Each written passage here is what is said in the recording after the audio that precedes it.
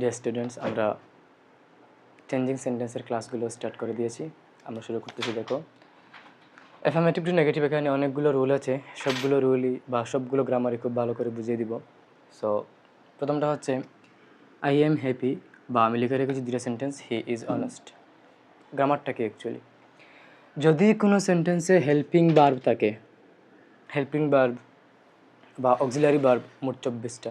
আমি একটু বলতেছি কী কী, তোমরা লিখে নাও।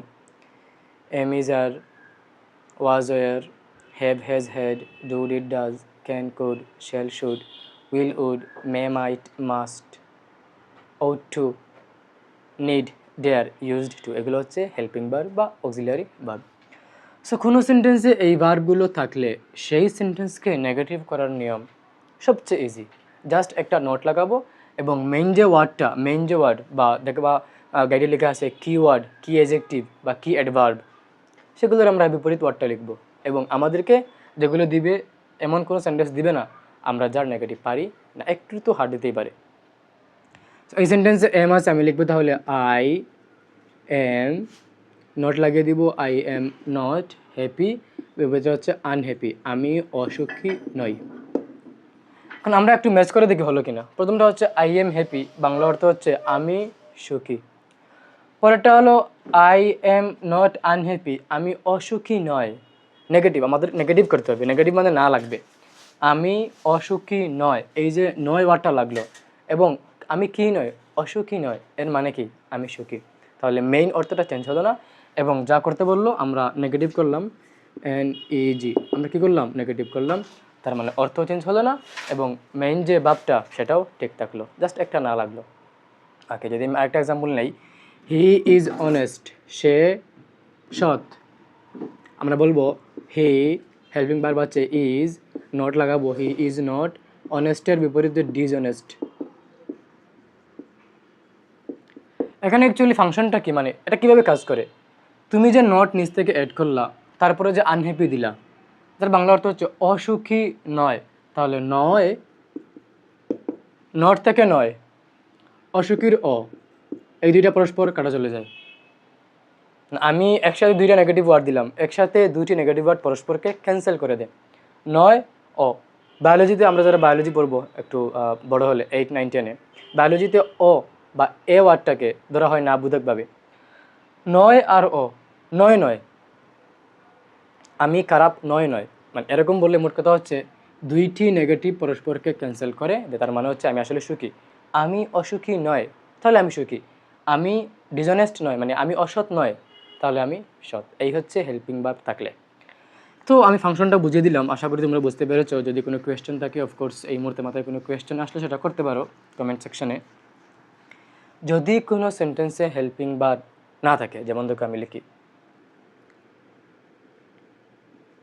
I believe it, I believe it, আমি এটা বিশ্বাস করি। এই সেন্টেন্সে কোনো হেল্পিং ভার্ব আমাদের চোখে দেখা যাচ্ছে না, অ্যাকচুয়ালি নেই এখানে।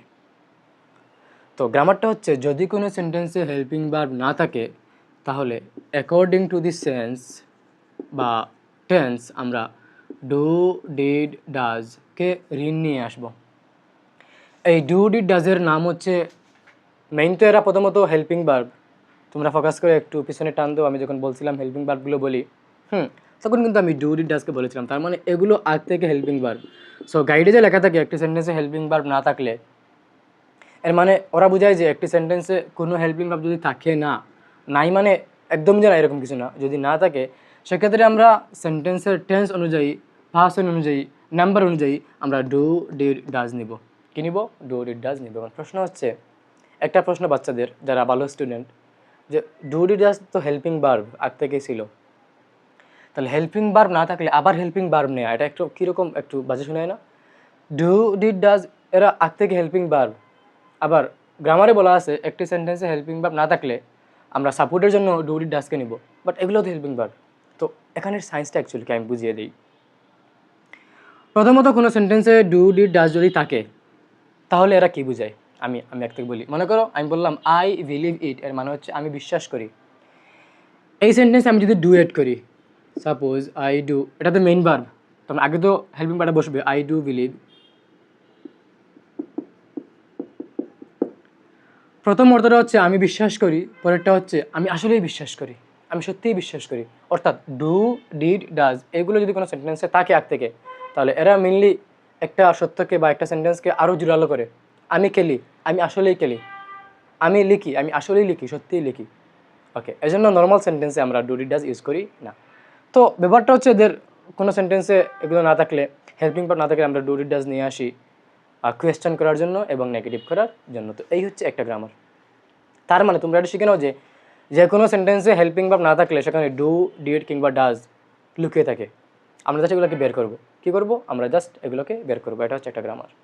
ওকে, তো আমরা শিখলাম অ্যাকচুয়ালি আমরা কী করবো, আমরা হচ্ছে যে সেন্টেন্সে নেই সেখানে আমরা ডু, ডিড, ডাজ নেব। তাহলে তোমরা কি বুঝতে পারছো এটা, যে do, did, does helping verb হওয়া সত্ত্বেও কেন সেন্টেন্সে অ্যাড করা হয় না? কেন না এটা একটু জোরালো অর্থ প্রকাশ করে।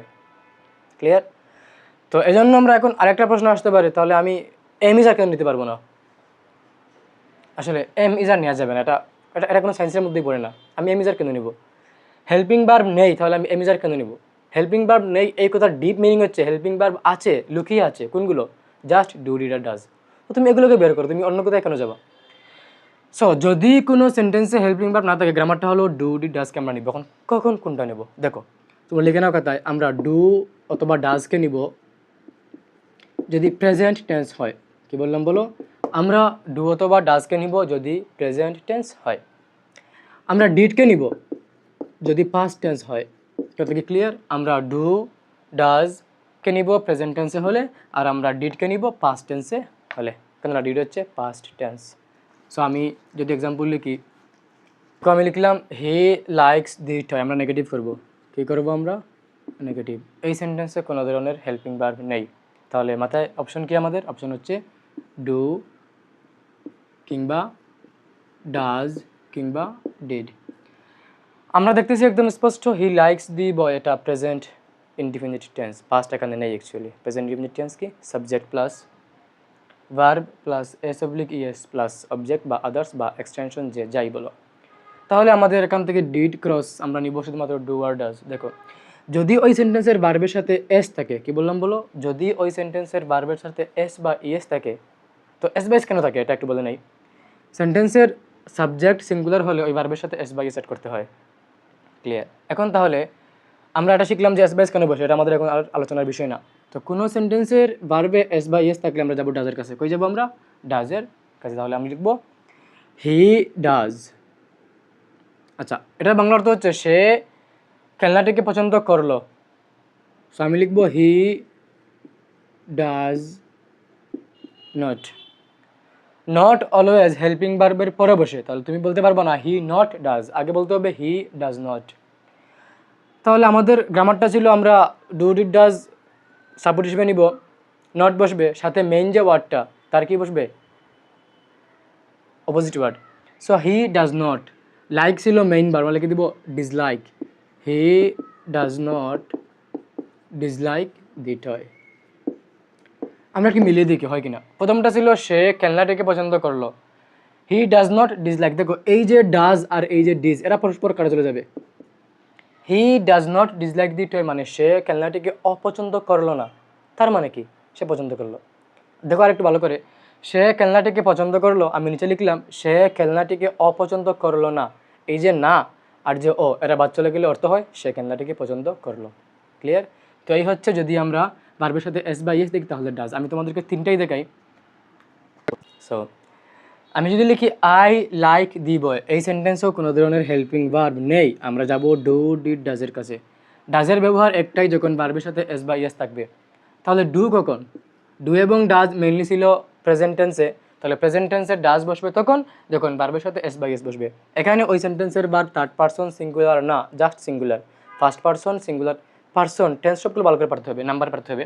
তাহলে এখানে এস বা ইএস বসবে না, আমরা জানি এগুলা এখানের আলোচনার বিষয় না। তো আমি আই লিখবো যখন ভার্বের সাথে এস বা ইএস না থাকবে, আমরা নিয়ে আসবো do. So I do. Not পরে বসবে, আই ডু নট। লাইকের অপোজিট ডিসলাইক, বিকজ গ্রামারটা হচ্ছে ডু নেও, রিন করে সাপোজ ডু নেও, নট লাগিয়ে দাও, আর হচ্ছে মেইন ওয়ার্ডের অপোজিট করো। সো আই ডু নট, লাইকে করে দিব dislike, I do not dislike the toy. তাহলে এই হচ্ছে ডু এবং ডাজের ব্যবহার। আমি আরেকটু সামারি করি, ডু এবং ডাজ বসবে প্রেজেন্ট টেন্সে, ভার্বের সাথে এস বাই এস থাকলে ডাজ, না থাকলে ডু। এখন আমি যদি একটু ডিড দেখাতে চাই, দেখো আমি লিখলাম আই লাইকড দি টয়, ভিন্ন কি লাইকড মানে বি টু, ক্লিয়ার। তো আমাদের ডু এর ব্যবহার ছিল প্রেজেন্টে, ডাজ ছিল প্রেজেন্টে, প্রেজেন্টে এস বাই এস থাকলে ডাজ, না থাকলে ডু, তার মানে আমাদের এগুলোর ব্যবহার শেষ। না হোয়াট অ্যাবাউট ডিড, ডিড কখন? যখন একটি সেন্টেন্স পাস্ট টেন্সে আসবে আর তোমাকে বলবে অ্যাফার্মেটিভ টু নেগেটিভ করো, তখন তুমি কী করবা? তুমি ডিড ইউজ করবা। তাহলে আমি আই লিখব, ডিড লিখব, তারপরে লিখব not, I did not. Like ছিল মেইন ভার্ব বা মেইন ওয়ার্ড, তোমাদের গাইডের কথা মতো কি ওয়ার্ড, কি এজেক্টিভ, কি অ্যাডভার্ব, এগুলো। আমি জাস্ট এটা বলি যে কোনো একটি ভার্বের V3 সেটা হচ্ছে এজেক্টিভ। এটা জাস্ট তোমরা গেছে না মাথায়, তোমাদের পরবর্তীতে কাজে লাগবে যে কোনো একটি ভার্বের V3 হচ্ছে adjective. So I did not, আচ্ছা আমি একে বাংলা বলি, আই লাইকড দি টয় মানে আমি এই টয়টাকে পছন্দ করেছিলাম। আই লাইকড দি টয় মানে আমি খেলনাটিকে পছন্দ করেছিলাম। সো আমি লিখতেছি আই ডিড নট, আমি লাইককে করে দিব negative, I mean dislike the toy. Bangla অর্থ আসতেছে আমি খেলনাটিকে অপছন্দ করেছিলাম না, আমি খেলনাটিকে অপছন্দ করেছিলাম না। এই যে লাস্টের না আর আগের অপছন্দের ও, এরা পরস্পর বাদ যাবে, কেননা দুটি না বুধ করতো একসাথে হলে এরা পরস্পর বাদ চলে যায়। সো মেইন অর্থটা হচ্ছে আমি তাহলে আসলেই খেলনাটিকে পছন্দ করেছিলাম। সো এই হলো তোমাদের অ্যাফার্মেটিভ টু নেগেটিভের একদম প্রথম যে রুল, হেল্পিং ভার্ব থাকলে আর না থাকলে কী করতে হয় তোমাদেরকে দেখিয়ে দিলাম। আশা করি ভুল করবো না। Thank you.